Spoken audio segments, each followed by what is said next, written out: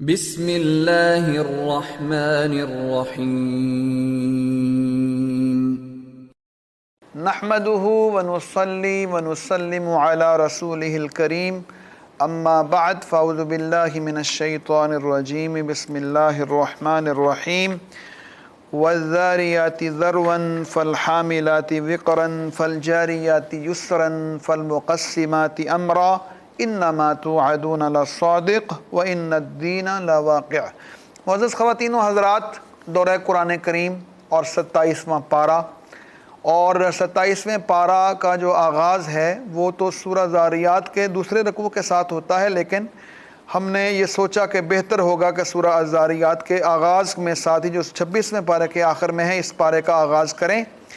ذاریات جو ہیں وہ اڑنے والی ہواؤں کو کہا جاتا ہے، اور یہ اللہ رب العزت نے جو شروع میں مثالیں دی ہیں اور یہ قسمیں کھائی ہیں ان کا ذکر یہاں موجود ہے۔ یہ بھی ابتدائی مکی دور کی سورہ مبارکہ ہے اور 51 نمبر سورت ہے اور 67 اس کا نزولی ترتیب ہے اور اس کی 60 آیات ہیں اور اس کے 3 رکوع ہیں۔ اس سورت کی تعلیمات پر غور کریں تو قیامت کے واقع ہونے پر مختلف آثار کائنات سے گواہی دی گئی ہے، اور قیامت کے اندیشے سے بے فکری جو ہوتی ہے وہ اصل میں خواہش نفس کی وجہ سے ہے، اس کی بات کی فرمائی گئی ہے۔ اور خواہش نفس جو ہوتی ہیں وہ مال و دولت اور اس کی طرف توجہ اور دنیا داری کی وجہ سے ہوتی ہیں، اور اسلام کا جو اصولی نظریہ ہے مال و دولت کے حوالے سے اس کا ذکر یہاں موجود ہے۔ کائنات اور نظام کائنات یہ توحید پر قائم ہوتے ہیں، اس کا سبق بھی یہاں اس صورت میں موجود ہے۔ انسانی سوسائٹی میں جو بے حیائی کے جو خوفناک نتائج ہوتے ہیں اور اس کا کیا اثر ہوتا ہے قوم لوط کی روشنی میں اس کا بھی ذکر موجود ہے، اور حق سے اعراض کرنے کے جو خطرناک نتائج ہیں جو جھیلے قوم فرعون نے، قوم عاد و ثمود نے اور قوم نوح نے، اس کا بطور تاریخی شہادت اس کا تذکرہ موجود ہے۔ اللہ کے رسول محمد کریم صلی اللہ علیہ وسلم اہل ایمان کو دین حق کی دعوت دے رہے ہیں اور مخالفین جو ہیں وہ ان کو تکلیف دے رہے ہیں، اور اس میں جو صبر اور ضبط کی تلقین بھی کی گئی، اور یہ بتایا گیا کہ اصل جو انسان ہے اس کو پیدا ہی اللہ کی بندگی کے لیے کیا گیا ہے۔ تو یہ سورت کا خلاصہ تھا۔ اب رکوع وائز ہم خلاصہ پڑھیں گے۔ پہلے رکوع میں قیامت اور جزا سزا کے متعلق یہ فرمایا گیا کہ وہ واقع ہو کر رہے گی، اور اس میں مختلف قسمیں کھائیں گئیں۔ تیز ہواؤں کی جو گرد و غبار اڑاتی ہیں، بادلوں کا بوجھ اٹھاتی ہیں، پھر نرمے سے چلتی ہیں، پھر بارش تقسیم کرتی ہیں، اور فرمایا گیا کہ تمہیں جس قیامت سے ڈرایا گیا ہے وہ بالکل سچ ہے، اور بے شک وہ اس کا واقع ہونا بالکل ضروری ہے۔ اور مال و دولت کے مطابق جو انسان کا بنیادی نظریہ وہ یہ ہے کہ مالداروں کے مال یہ جو اس میں سائلین اور محروم لوگوں کا حصہ موجود ہے، اور انہیں وہ حصہ ان کو دینا چاہیے۔ وفی اموالہم حق للسائل والمحروم۔ اس بنا پر جو مالدار بے سہارا لوگوں کا سہارا نہیں بنتا اور مستحق لوگوں کو اپنے مال میں سے حصہ نہیں دیتا، وہ اصل میں انسانی حقوق کو غصب کرتا ہے، کیونکہ اللہ رب العزت نے اس کے مال میں ان کا حصہ رکھا ہے۔ مال تو اللہ کی امانت ہے، جب چاہے واپس لے لے، لیکن یہ ایک آزمائش کے طور پر اور ایک بندگی اور خلافت کے طور پر، جیسے سورہ واقعہ میں ہم پڑھیں گے یہ سبق کہ آمنوا باللہ ورسولہ وانفقوا مما جعلکم مستخلفین فی۔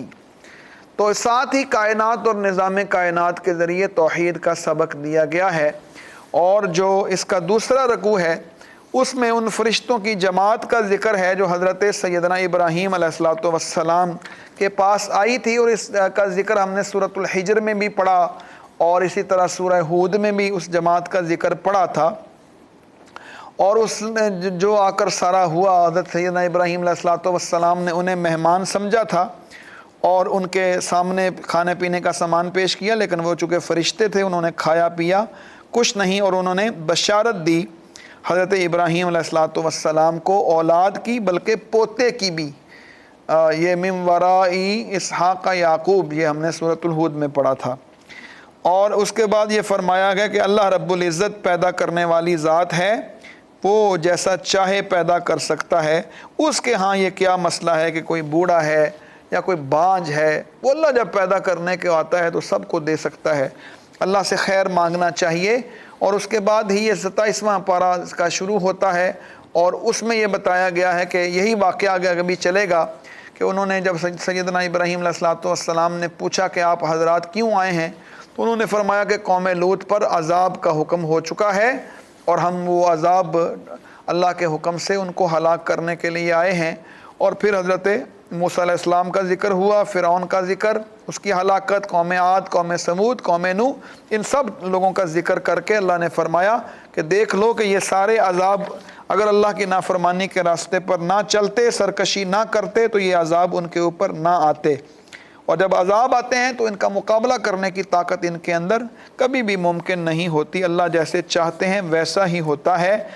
وَمَا خَلَقْتُ الْجِنَّ وَالْإِنسَ إِلَّا لِيَعْبُدُونَ، ہم نے انسانوں اور جنوں کو اپنی بندگی کے لیے پیدا کیا ہے، اور بندگی جو ہے وہ صرف نماز اور روزے اور زکوٰۃ اور حج کا نام نہیں ہے، وہ بھی ہے، لیکن ان سے سیکھ کر اپنی پوری زندگی کو اللہ کی بندگی کے اندر دینا، اللہ کے نبی صلی اللہ علیہ وسلم کے راستے پر چلانا، یہ بندگی کا وہ وسیع تصور ہے جو اسلام نے دیا ہے۔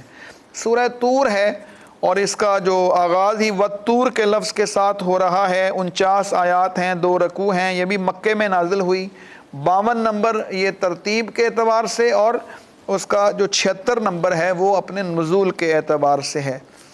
اس میں یہ سورہ سجدہ کے بعد نازل ہوئی تھی مکے دور میں، اور حضرت موسیٰ علیہ السلام کی وحی کی طرف اشارہ موجود ہے کہ جس کا نزول کوہ طور پر ہوا تھا۔ اس سے یہ بات لائی جا رہی ہے کہ جس طرح موسیٰ علیہ السلام کی مخالفت کرنے والوں کا انجام ہوا، قرآن کی مخالفت کرنے والے کیسے بچ سکتے ہیں اس انجام سے، اور دنیا اور آخرت میں ان کے لیے تباہیاں ہوں گی۔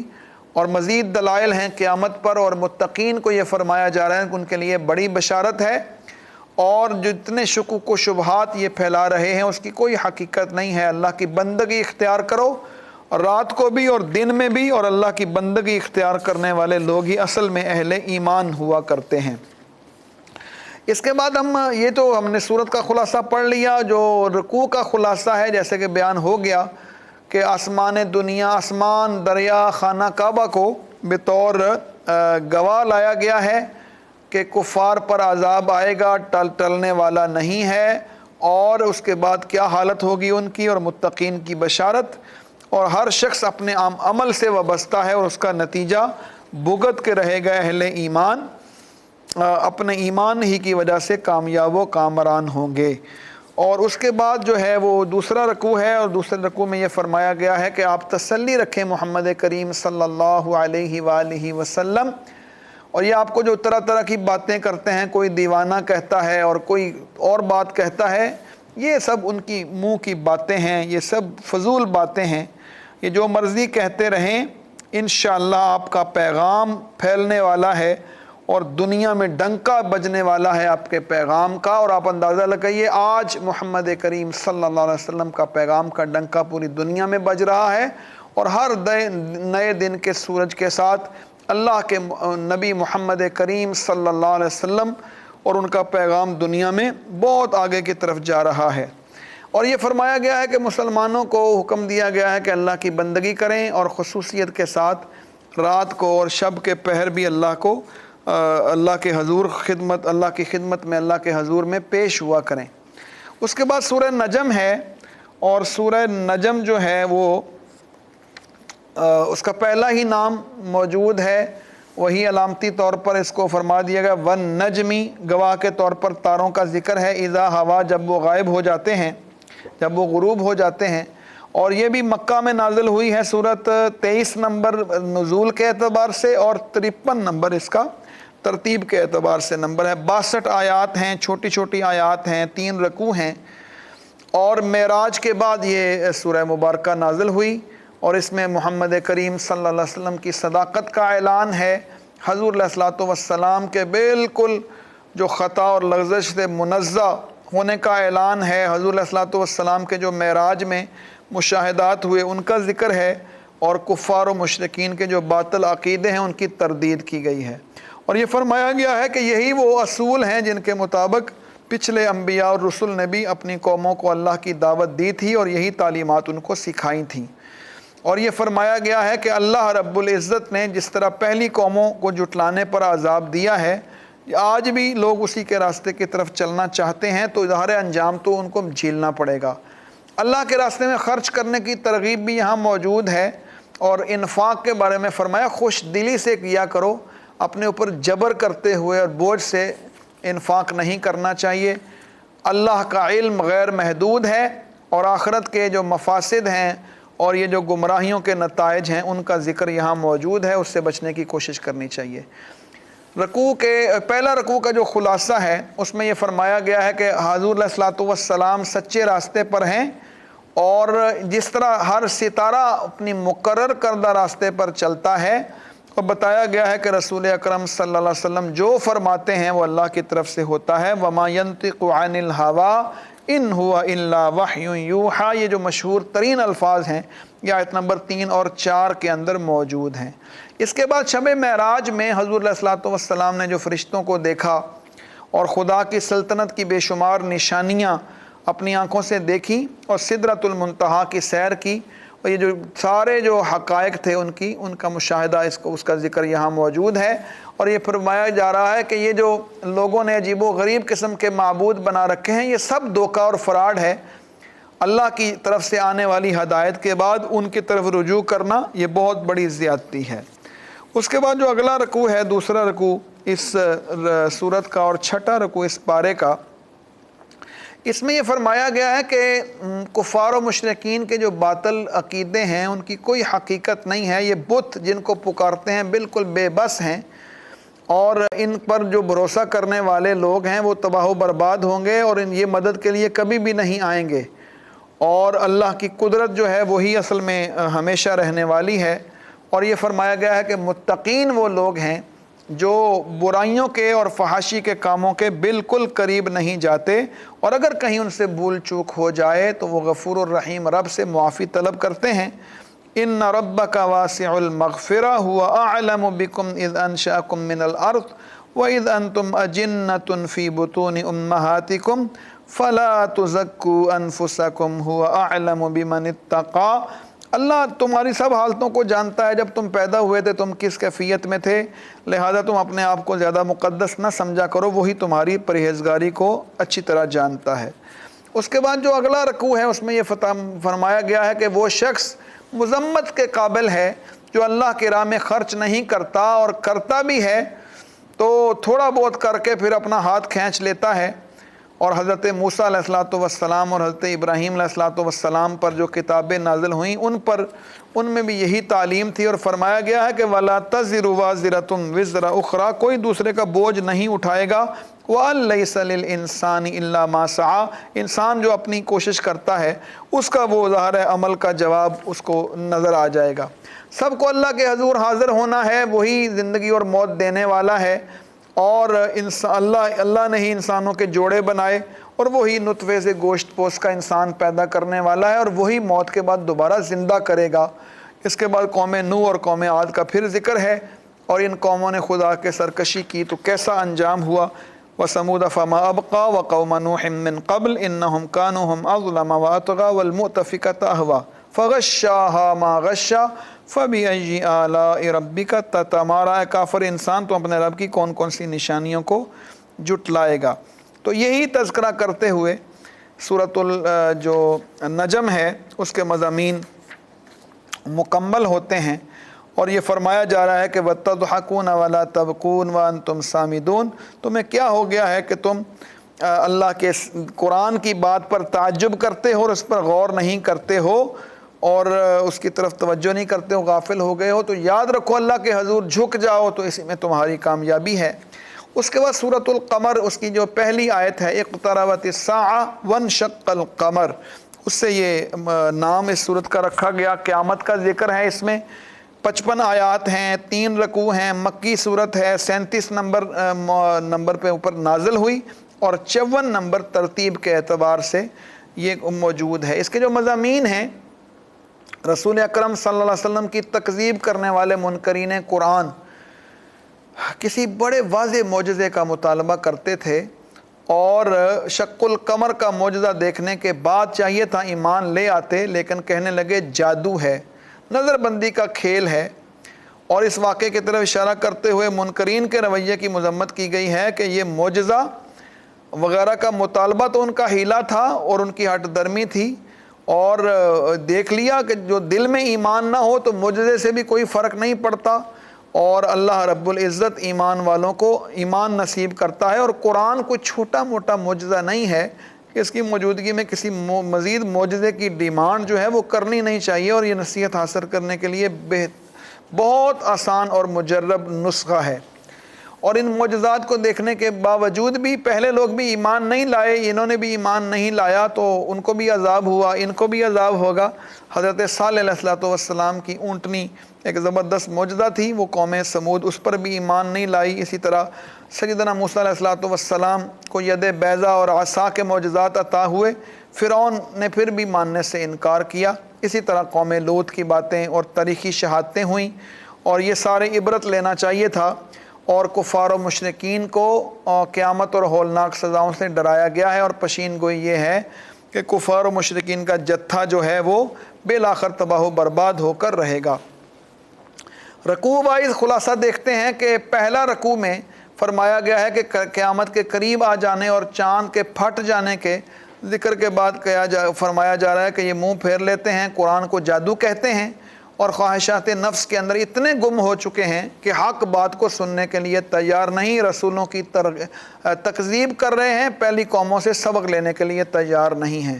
قوم سمود کی سرکشی کا ذکر اگلے رکوع میں ہے، اور ان کے رسولوں نے انہوں نے جس انداز میں رسولوں کو جٹلایا تھا اس کا ذکر یہاں موجود ہے، اور عذاب الہی آ گیا، قوم لوط پر بھی آیا، اور ان کا بھی رویہ یہی تھا۔ اس کے بعد قوم فرعون کا ذکر ہوا ہے آخری رکوع میں، وَلَقَدْ جَاءَ آلَ فِرْعَوْنَ النُّذُرُ، کہ جب فرعون کو ڈرانے والے، اس کے خبردار کرنے والے آئے تھے، کذبوا بآیاتنا کلھا، ساری نشانیوں کو جٹلا دیا، فاخذناہم اخذ عزیز مقتدر، اور ایسے پکڑا جیسے کوئی زبردست قوت والا پکڑتا ہے۔ اور اللہ رب العزت نے کیسے پکڑا؟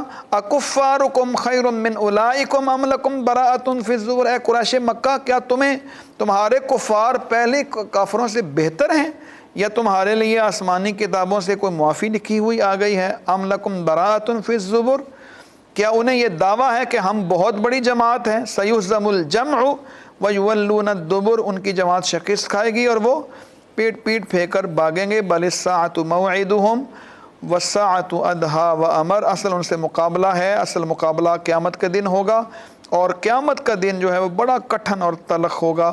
اس دن مجرم لوگ جو ہیں وہ گمراہی اور بے عقلی میں ہوں گے، اور اس دن ان کو منہ کے بل گھسیٹا جائے گا۔ ذوقوا مس سقر، ان سے کہا جائے گا آج آگ کا عذاب کو چکھو۔ اور یہ سارے مضامین قیامت کے بارے میں یہ سارے موجود ہیں، اور آخر میں فرمایا گا ان المتقین فی جنات و نہر، کہ جو اللہ سے ڈرنے والے لوگ ہیں وہی جنت کے باغوں میں اور نہروں کے عیش میں ہوں گے، جہاں انہیں قادر مطلق بادشاہ کے ہاں اعلیٰ مقام حاصل ہوگا۔ فی مقعد صدق عند ملیک مقتدر، جو اصل بادشاہ ہے وہ اس کے ہاں انہیں بہت موجیں میسر ہوں گی ایمان کی وجہ سے اور عمل صالح کی وجہ سے۔ حضرات اس کے بعد وہ سورہ مبارکہ آتی ہے جو بڑے شوق سے ہم سنتے بھی ہیں، اور اللہ رب العزت نے خاص صوتی آہنگ کے ساتھ اس کو نازل کیا۔ ہم سورہ الرحمن کی بات کر رہے ہیں، 55 نمبر سورت ہے، ترتیب کے اعتبار سے 57 نمبر، نزول کے اعتبار سے 78 آیات ہیں، اور اس کے اندر 3 رکوع ہیں۔ بار بار یہ آیت آئے گی فَبِأَيِّ آلَاءِ رَبِّكُمَا تُكَذِّبَانِ۔ پوری جو سورہ مبارکہ ہے اس میں توحید کا اثبات ہے جو مرکزی مضمون کے طور پر دیکھا جائے، اور اللہ کی نعمتوں کا ذکر ہے، کیسی کیسی نعمتیں اللہ نے انسان کے اوپر نازل فرمائیں۔ انسان کا اشرف المخلوقات ہونا اس سے ثابت ہوتا ہے۔ اللہ نے جسمانی اور اخلاقی اور روحانی تربیت کا سامان کیا ہے۔ کائنات اور اس کے نظام خدائے واحد کی شہادت کے لیے کافی ہے کہ کتنی عظیم الشان کائنات اللہ نے پیدا کر دی، اور سب نے مرنا ہے، سب نے جانا ہے۔ انسان ہوش کے عقل کے ناخن لے تو اللہ کے وحدانیت ہونے کا، واحد ہونے کا اقرار کرنا چاہیے، اور جو تکذیب کرے گا وہ بھگتے گا اپنے اس عمل کو۔ اور اللہ کی اطاعت کرنے والوں کے لیے جنت اور جنت کی نعمتیں بہت خوبصورت انداز میں یہاں بیان ہوئیں، اور جنہوں نے جھٹلایا ان کے سامنے قیامت کا ذکر ہوا۔ تو رکوع وائز سورہ الرحمن کا خلاصہ دیکھتے ہیں۔ الرحمن علم القرآن خلق الانسان علمہ البیان، پہلی 4 آیات میں اللہ نے اپنی سب سے بہترین چیزوں کا ذکر کیا، صفت رحمت، تعلیم قرآن، تخلیق انسان اور قوت گویائی۔ اور یہ دیکھ لیجئے یہ کتنی بڑی نعمتیں ہیں، اور ان کی ہدایت کے لیے قرآن نازل کیا ہے، اور سورج اور چاند اور زمین و آسمان اور اس میں جو پھل اور خوشبودار پھول اور موتی اور مونگے، یہ سب اسی کے پیدا کرتا ہے۔ اور انسان کشتی اور جہاز تیار کرتا ہے، سمندر کی سیر کرواتا ہے، کون اس کو تھامتا ہے؟ یہ کاروبار تجارت بھی کرتا ہے اور نفع حاصل کرتا ہے۔ یہ ساری اللہ کی نشانیاں اور اللہ کی نعمتیں ہیں، ان کا شکریہ ادا کرنا چاہیے، ناشکری کی طرف نہیں جانا چاہیے۔ دوسرے رکوع کا آغاز ہوتا ہے کل من علیہا فان وَيَبْقَى وَجْهُ رَبِّكَ ذُو الْجَلَالِ وَالْإِكْرَامِ۔ اس میں بتایا گیا ہے کہ انسان کے سوا انسان اور یہ ساری چیزیں جو اس دنیا کی ہیں وہ فانی ہیں، اور انسان اور جنات ان کی مجبوری اور بے بسی بتائی گئی ہے کہ دنیا ہی میں آتش فشاں پہاڑ پھٹتے ہیں اور انسان کچھ نہیں کر سکتا، تو اللہ کے عذاب سے کیسے بھاگ جائے گا؟ قیامت کا نقشہ کھول کر بتایا گیا ہے، اور مجرموں اور گناہ گاروں کا عذاب اور ان کا انجام، ان کی رسوائی، اور یہ فرمایا گیا ہے کہ شکر ادا کرو نعمتوں کا، اگر نہیں کرو گے تو بہت برے طریقے سے تمہیں ان کا نتائج کا سامنا کرنا پڑے گا۔ اور انسان کی تخلیق اللہ کی عبادت اور بندگی کے لیے ہے۔ آخری رکوع سورہ رحمان کا آغاز ہوتا ہے کہ وَلِمَنْ خَافَ مَقَامَ رَبِّهِ جَنَّتَانِ، کہ اس رکوع میں جنت کی نعمتوں کا ذکر ہے کہ اہل جنت کس طرح جنت میں اطمینان اور سکون سے رہیں گے، اور کسی قسم کی کوئی فکر اور غم نہیں ہوگا، سرسبز لہلاتے ہوئے باغ، پانی کی صاف نہریں اور حوروں کی خدمت گزاریاں، یہ اہل جنت کے لیے مخصوص ہیں۔ انہوں نے اللہ کی اطاعت کا حق ادا کیا، اور حل جزاء الاحسان الا الاحسان، تو اللہ رب العزت بھی انہیں ظاہر ہے اس کے بدلے میں نعمتوں سے نوازے گا۔ اور اللہ کی نعمت اور قدرت اور کمالات کی تکذیب نہیں کرنی چاہیے اس کو۔ کیسے کرو گے؟ کس کس نعمتوں کو جھٹلاؤ گے؟ اور انسان قدرت نہیں رکھتا پھر بھی جھٹلاتا ہے، ناشکری کرتا ہے، اور جب جنت کی نعمتیں دیکھے گا تو پھر نہیں جھٹلا سکے گا، لیکن ایسے سرکشوں کا اس وقت کوئی فائدہ نہیں ہوگا۔ سورہ الرحمن کے بعد سورۃ الواقعہ ہے، اور سورۃ الواقعہ، یہ جو سورۃ الواقعہ ہے یہ بھی مکی صورت ہے، 46 نمبر نزول کے اعتبار سے اور 56 نمبر اپنی ترتیب مصحفی کے اعتبار سے۔ 96 آیات ہیں، 3 رکوع ہیں، اور اس میں جو پہلی ہی آیت ہے اس میں یہ لفظ موجود ہے اذا وقعت الواقعہ، جب ہونے والی ہو چکی ہوگی، قیامت آ چکی ہوگی۔ اور سورہ طٰہٰ کے بعد یہ نازل ہوئی ہے۔ پوری سورت قیامت کے حق میں دلیل کے طور پر ہے، اور اس کے احوال اور کوائف پر مشتمل ہے، اور اس ضمن میں کائنات اور اس کے نظام پر توحید کے حوالے سے بھی دلیلیں موجود ہیں۔ اللہ کی حمد اور تسبیح کی تعلیم ہے، قرآن کی شان بیان ہوئی ہے۔ اور اس کا پہلا رکوع اگر دیکھا جائے تو فرمایا گیا ہے کس طرح قیامت کے وقت ہولناک زلزلہ آئے گا، پہاڑ ریزہ ریزہ ہو جائیں گے، اور وہ جو ہے اللہ رب العزت کیسا نظام قائم کرے گا۔ اذا رجت الارض رجا وبست الجبال بسا فکانت هباء منبثا، یہ سارا منظرنامہ ہوگا۔ وکنتم ازواجا ثلاثا، انسانوں کو 3 گروہوں میں تقسیم کر دیا جائے گا۔ اعلیٰ ترین لوگ ہوں گے، درمیانی درجے کے اور آخری درجے کے۔ پہلے 2 گروہوں کا حال بیان ہوا ہے کہ یہ سب بلند درجہ، کہ یہ اللہ کے قریبی لوگ ہیں۔ بلند درجہ تو وہ ہیں جو اعلان ہوتے ہی آگے بڑھے، ایمان لے آئے، اسلام کے حوالے کر دیا اپنے آپ کو، اور جینا مرنا اسلام کے لیے وقف تھا۔ پھر وہ جو بعد میں لوگ شامل ہوئے انہیں بھی ملے گی، لیکن مراتب ظاہر فرق ہیں، لیکن دونوں کو نعمتیں ملیں گی اپنے اپنے مراتب کے لحاظ سے۔ یہ پہلے رکوع میں بیان ہوا۔ دوسرے رکوع میں فرمایا گیا کہ سلتم من الاولین و سلتم من الآخرین، جنہوں نے حق کی آواز سنی، قرآن کی بتائی ہوئی راہ ان کے سامنے پیش کی گئی، اور اس کے باوجود ہٹ درمی پر قائم رہے، انکار کرتے رہے، قیامت والے دن بہت برا انجام ہوگا اور انہیں سزا دی جائے گی۔ اور ساتھ ہی یہ فرمایا گیا ہے کہ اللہ کی نعمتیں اتنی زیادہ اتری تھیں، اس کا انکار کرتے رہے، اور اللہ کی نعمتوں کا بہت ہی خوبصورت انداز میں اس رکوع کے اندر ذکر موجود ہے۔ افرأیتم ما تمنون، افرأیتم ما تحرثون، اور اسی طرح افرأیتم الماء الذی تشربون، افرأیتم النار التی تورون۔ بہت خوبصورت ذکر ہے اللہ کی نعمتوں کا، اور پوری کائنات کی نعمتیں یہاں موجود ہیں، اور جو اس سے بھی فائدہ نہیں اٹھاتا، توجہ نہیں کرتا، تو اس کا انجام بہت برا ہوگا۔ آخری رکوع کا جو آغاز ہے وہ قرآن پاک کی کتاب الہی اور مضبوط ہونے کا یہ ذکر ہے۔ فَلَا أُقْسِمُ بِمَوَاقِعِ النُّجُومِ وَإِنَّهُ لَقَسَمٌ لَوْ تَعْلَمُونَ عَظِيمٌ۔ کتاب کی عظمت ہے، جس طرح کائنات مضبوط ہے، یہ کتاب بھی بڑی مضبوط ہے، اور منکرین قرآن ایسی عظیم کتاب کی تکذیب کرنے میں لگے ہوئے ہیں۔ اور موت کو یاد کرو جہاں سارے حقائق واضح ہو جائیں گے، اور جو لوگ قیامت کا انکار کر رہے ہیں ان کو کیا ہوگا؟ وہ تو اپنے قریب مرنے والے کا جسم واپس نہیں لا سکتے۔ اور یہ فرمایا جا رہا ہے کہ جنت کی خوشبوئیں ملیں گی ایمان والوں کو، اور بہت ساری نعمتیں ملیں گی، اور اس کے مقابلے میں جنہوں نے نافرمانی کی ان کا انجام بہت برا ہوگا۔ اور آخر میں فرمایا گیا فَسَبِّحْ بِاسْمِ رَبِّكَ الْعَظِيمِ۔ علماء نے لکھا ہے کہ اسی آیت کی وجہ سے حضور علیہ الصلوۃ والسلام نے جو ہے نا فَسَبِّحْ بِاسْمِ رَبِّكَ الْعَظِيمِ، تو سبحان ربی العظیم کا لفظ جو ہے وہ اسی طرح لیا گیا ہے نماز کے لیے۔ سورہ اس کے بعد آخری سورہ ہے اس پارے کی، اور وہ سورۃ الحدید ہے۔ یہ بھی مکی سورہ، یہ مدنی سورت ہے، اور اس کی جو 57 نمبر ترتیب ہے یہاں مصحف کے اعتبار سے، اور 94 نمبر ترتیب ہے اپنے نزول کے اعتبار سے، اور اس کی 29 آیات ہیں اور 4 رکوع ہیں۔ اس میں بنیادی طور پر ترغیب ہے ایمان والوں کو ایمان کے راستے پر چلنے کی، اور اللہ کے راستے میں خرچ کرنے کی ترغیب موجود ہے کہ وَأَنزَلْنَا الْحَدِيدَ فِيهِ بَأْسٌ شَدِيدٌ، ہم نے لوہا اتارا، اس میں سخت طاقت ہے۔ اور یہ فرمایا جا رہا ہے کہ صلح حدیبیہ اور فتح مکہ کے درمیانی دور میں یہ صورت نازل ہوئی ہے۔ اس صورت میں اللہ کی علم و قدرت کی وسعتوں کا ذکر ہے، انفاق فی سبیل اللہ کی ترغیب ہے، اور رسول اکرم صلی اللہ علیہ وسلم کے سچے نبی ہونے کا بے بانگ دہل اعلان موجود ہے۔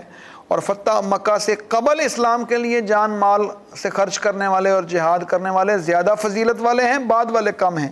نفاق اور منافقین کی مذمت موجود ہے، دنیاوی زندگی اور اس کے ساز و سامان کی بے ثباتی کا ذکر ہے۔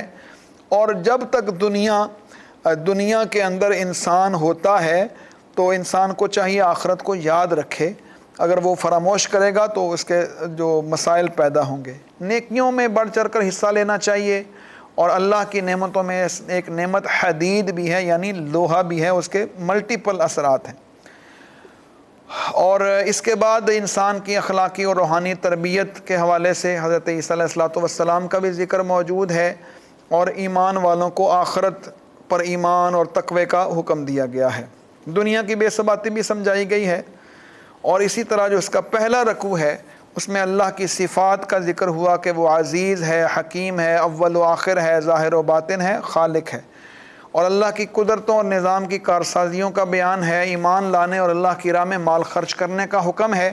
حضور علیہ الصلوۃ والسلام کی رسالت کا ذکر ہے کہ وہ برحق رسول ہیں، انسان کو تاریکی سے نکال کر نور کی طرف لاتے ہیں، اور فتح مکہ سے قبل اسلام کے لیے خرچ کرنے والے لوگ اور جہاد کرنے والے لوگوں کا درجہ بہت زیادہ ہے۔ فتح مکہ کے بعد اسلام کے لیے کوششیں کرنے والے اگرچہ قابل قدر ہیں، لیکن وہ دونوں کے درجات برابر نہیں ہوتے۔ لا یستوی منکم من انفق من قبل الفتح وقاتل۔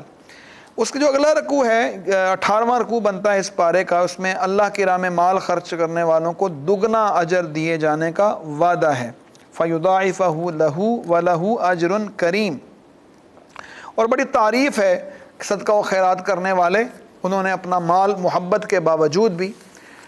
معزز خواتین و حضرات، رسول اکرم صلی اللہ علیہ وسلم سے پوچھا گیا سب سے بہترین صدقہ کون سا ہے؟ فرمایا کہ جب تم صحت مند ہو، تمہیں مال کی ضرورت ہو، اس کے کم ہونے سے ڈرتے ہو، لیکن تم پھر بھی خرچ کرتے ہو، تم کہیں انویسٹ کر کے کما سکتے ہو لیکن اللہ کے راستے میں دیتے ہو، اللہ کو یہ بہت زیادہ پسند ہوتا ہے۔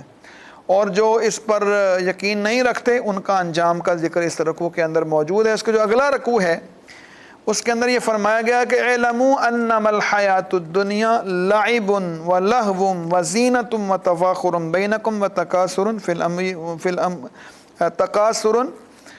فی الاولاد. اس میں یہ بتایا گیا ہے کہ یہ جو دنیا کی حقیقت ہے اس کو سمجھ جانا چاہیے کہ وَتَكَاثُرٌ فِي الْأَمْوَالِ وَالْأَوْلَادِ كَمَثَلِ غَيْثٍ أَعْجَبَ الْكُفَّارَ نَبَاتُهُ ثُمَّ يَهِيجُ فَتَرَاهُ مُصْفَرًّا ثُمَّ يَكُونُ حُطَامًا. دیکھو دنیا کی زندگی کھیل اور تماشے کا نام ہے، نمود و نمائش کا ہے، ایک دوسرے سے فخر جتانے کا اور مال و اولاد میں ایک دوسرے سے بڑھنے کا. اس کی مثال ایسی ہے جیسے زمین میں بارش برسی تو اس کی پیداوار دیکھ کر اعجب الکفار نباتہ، کسان خوش ہو گئے، ثم یہیج، پھر وہ کھیتی خوش ہو کر زرد آنے لگی اور پھر چورا چورا ہو کر رہ گئی. اللہ اور اس کی زندگی کے بعد آخرت میں یا تو سخت عذاب ہے یا بخشش ہے. اور دنیا کی زندگی دھوکے کے مال کے سوا کچھ نہیں. سابقوا الی مغفرۃ من ربکم وجنہ، دوڑو اپنے رب کی بخشش کی طرف اور ایسی جنت کی طرف جس کی وسعت زمین و آسمان سے بھی زیادہ ہے. اعدت للذین آمنوا باللہ ورسولہ، اور یہ تیار کی گئی ہے اللہ اور اس کے رسول پر ایمان لانے والوں کے لیے، اور یہ اللہ کا فضل ہے جس کو چاہے عطا کر دے. اس کے بعد جو آخری رکوع ہے اس پارے کا بھی بنتا ہے اور اس سورت کا بھی بنتا، بلکہ دو رکوع ہیں، جی ایک ہی رکوع باقی ہے، 20 نمبر رکوع، جس میں نبیوں کا ذکر ہے، تاریخ کا ذکر ہے کہ روز اول سے ہی انسان کی روحانی اور اخلاقی پرورش اور تربیت کے لیے اللہ نے رسالت کا ایک نظام قائم کیا تھا.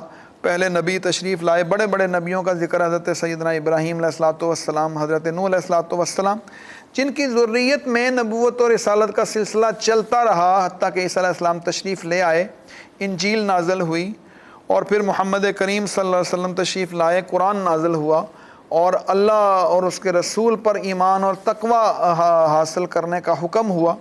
لیکن جنہوں نے اس سے رشتہ توڑ لیا اور اس کو نہیں مانا، ان کا انجام بہت برا ہے. اور اہل ایمان کو خبردار کیا جا رہا ہے کہ اہل کتاب کی طرح تم حرکتیں نہ کرنا، اور چور دروازے جس طرح انہوں نے نکالے اللہ کے احکامات سے بچنے کے لیے، تم ایسا نہ کرنا. اگر ایسا کرو گے تو کیا ہوگا؟ یستبدل قوما غیر، اللہ تم بدل دے گا اور تو تمہاری جگہ کسی اور کو لے آئے گا. اور اللہ تو بڑا با اختیار ہے. وَأَنَّ الْفَضْلَ بِيَدِ اللَّهِ، سارا فضل تو اللہ کے ہاتھ میں ہے، وہ جسے چاہے عطا کرے. وَاللَّهُ ذُو الْفَضْلِ الْعَظِيمِ، اور اللہ بہت بڑے فضل والا ہے. معزز خواتین و حضرات، سورۃ الحدید کے مضامین اس کے ساتھ مکمل ہوئے. اسی کے ساتھ پارہ نمبر 27 بھی ہم نے پڑھا. اس کے بعد آخری 3 پارے باقی ہیں، 28، 29 اور 30. توجہ فرمائیے گا، شریک رہیے گا. انشاءاللہ جب یہ قرآن مکمل ہوگا آخر میں ہم خصوصی دعا کریں گے، اور دعاؤں کی قبولیت کے لمحات ہوتے ہیں قرآن پڑھنے کے بعد. اس میں آپ خود بھی شریک ہوں، اہل خانہ کو بھی شریک کریں، دوسروں کو بھی شریک کروائیں. اللہ تعالی ہمیں عمل کی توفیق عطا فرمائے. وآخر دعوانا ان الحمد للہ رب العالمین. الحمد للہ وکفا والصلاة والسلام علی من لا نبی بعدہ. یا رب لک الحمد کما ینبغی لجلال وجہک وعظیم سلطانک. اللہم صل علی سیدنا و مولانا محمد وبارک وسلم. ربنا آتنا من لدنک رحمتا وہیئ لنا من امرنا رشدا. اے اللہ جو کچھ ہم نے کہا سنا اس پر عمل کی توفیق عطا فرما. اے اللہ ہمارے گناہوں سے درگزر فرما، ہمیں نیک بننے اور نیکی پھیلانے کی توفیق عطا فرما. ربنا تقبل منا انک انت السمیع العلیم وتب علینا یا مولانا انک انت التواب الرحیم. وصلی اللہ تعالی علی خیر خلقہ محمد وعلی آلہ واصحابہ اجمعین برحمتک یا ارحم الراحمین. جزاکم اللہ خیرا، احسن الجزاء.